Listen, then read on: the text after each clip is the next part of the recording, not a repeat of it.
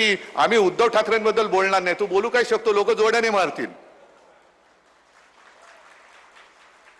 उद्धव ठाकरे म्हणे देव माणूस आहे. अच्छा, मग आता तुम्ही सुद्धा सांगा. आज मी शिर्डीमध्ये बसलोय, आत्ता जाऊन आलो साईबाबांच्या चरणी नतमस्तक होऊन आलो. मंदिरात गेल्यानंतर तुमचं लक्ष साईबाबांकडे असतं का नैवेद्याकडे असतं? तुम्ही साईबाबांच्या मंदिरात बाबांचे आशीर्वाद घ्यायला जाता का नैवेद्य खायला जाता? हा खाऊ साहेब आपल्याकडे आला होता, तो नैवेद्य खायला आला होता. उद्धव ठाकरे देव माणूस आहे, पण माझं लक्ष नैवेद्याकडे. कधी एकदा खातोय.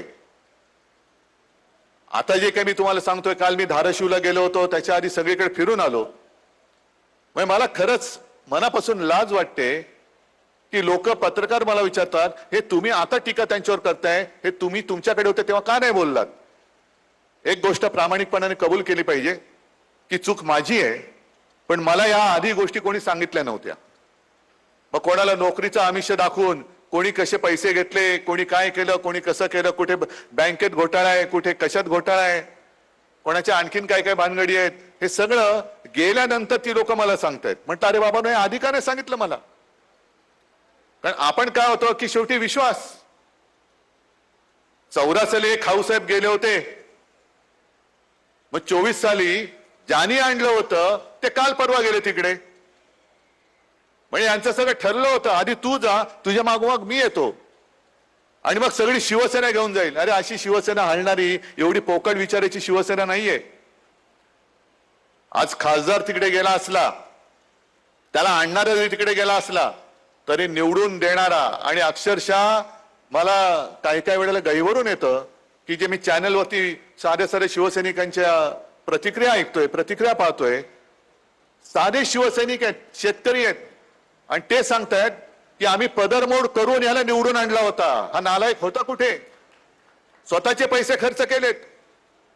समोर पैशाचा धबधबा असताना सुद्धा आम्ही आमच्या कष्टाचे पैसे त्या या निवडून आल्या त्याला दिले होते. ते बाहेर थांबवा ना आता.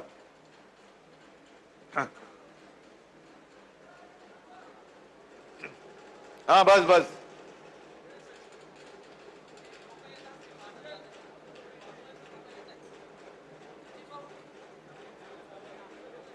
हा येऊ द्या, नुसते सरळ या, वाजवत नको. वाजवायची आहे त्याची दुसऱ्याची.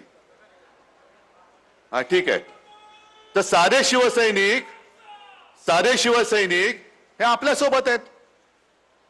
आणि म्हणून मी काल धाराशिवला जी एक आठवण सांगितली, अक्षरशः माझ्या हृदयामध्ये कोरला गेलेला प्रसंग आहे, आणि तुमच्यापैकी अनेक जणांनी तसंच केलेलं आहे. माझी प्रचार सभा होती, प्रचंड मोठी प्रचार सभा होती, आणि प्रश्न लोकसभेला होताच, नेहमीच असतो आपल्याकडे, की पैसा आणायचा कुठून. पण तुमच्यासारखे जे सोन्यापेक्षा जास्त मौल्यवान कार्यकर्ते आहेत, ती पैशासाठी कोणी थांबत नाही.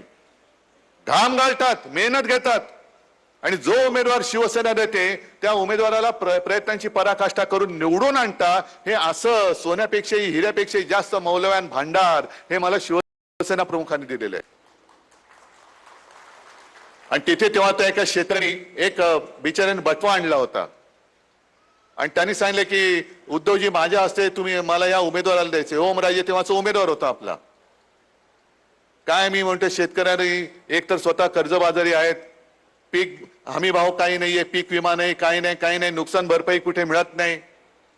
अशा परिस्थितीमध्ये सुद्धा त्याला जेव्हा वाटतं की नाही माझा माणूस आहे, हा शिवसेनेचा माणूस आहे, उद्धवजींनी दिलेला आहे, बाळासाहेबांचा उमेदवार आहे, मी फुल ना फुलाची पाकळी म्हणून त्याला जो काय माझा 1 रुपया असेल, 10 रुपये असेल, काय असतील, हे मला देणं माझं कर्तव्य आहे. ते पैसे नसतात, तो विजयाचा आशीर्वाद असतो. विजयाचा आशीर्वाद असतो, आणि त्या आशीर्वादाच्या जोरावरती ही शिवसेना कधी संपू शकत नाही. अशी बांधणी आपली झालेली आहे, कधीच संपू शकत नाही. काल काय द्याल हे, काय देतील हे लोक? पैसा. किती पैसा देतील? पैसा घेऊन जाणार कुठे? तोंड काळ करून फिरणार. पैसा भरपूर आहे. आता हे सगळे गद्दार खासदार जे फुटलेत, विकास निधी, या खाऊ साहेबाला जवळपास 15 कोटी रुपये मिळाल्यानंतर जवळपास फक्त 70 लाख रुपये यांनी खर्च केला. 135 कामापैकी 2 कामं पूर्ण झाली. हे मी नाही सांगत, त्या साहिल जोशींनी त्या चॅनलवरती सांगितलेलं आहे. मग विकास निधीचा प्रश्न येतो कुठे? जवळपास 15 कोटी मिळाल्यानंतर 130 135 कामातली 2च कामं तुम्ही करू शकत असाल तर मग तुम्ही थापा मारताय कोणाला? विकास निधी मिळत नाही, विकास निधी मिळत नाही.